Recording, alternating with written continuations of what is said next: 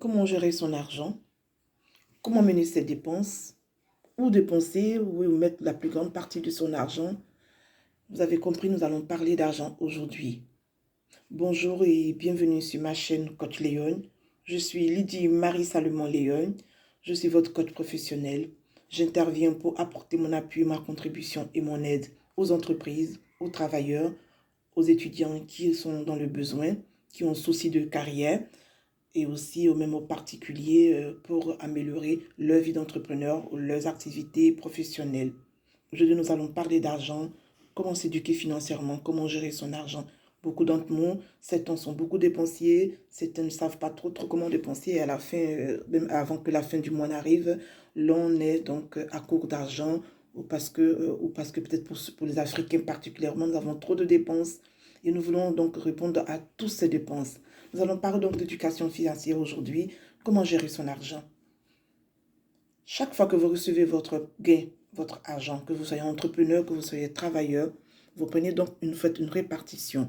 Et avant de faire cette répartition, vous devez répertorier, faire la liste complète de tous vos besoins. Prenez un stylo, écrivez loyer, facture, d'eau, d'électricité. Vous mettez tout en liste et quand vous avez fini de faire cette liste-là, même les besoins, les loisirs, vous les mettez là-dedans, les besoins des familles, de l'aide à la famille, les legs, les dons, tout et tout, vous mettez tout là-dedans.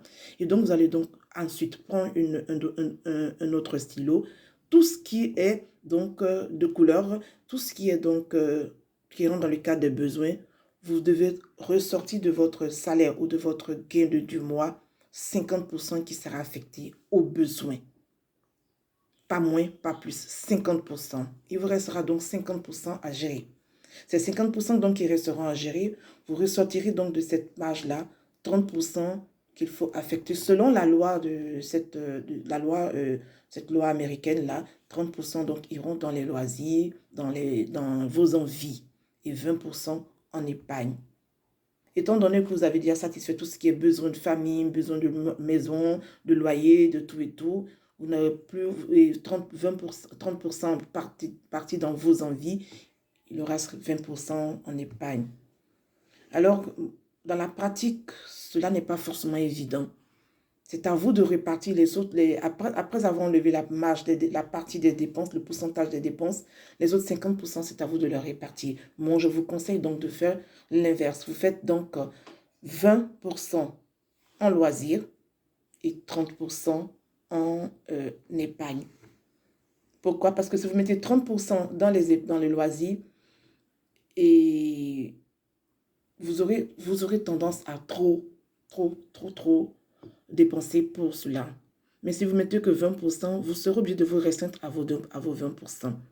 Et donc, les 30% que vous mettrez donc en épargne et en investissement, ces 30%-là, vous aurez donc tout ce qui est épargne, dons, legs, investissement.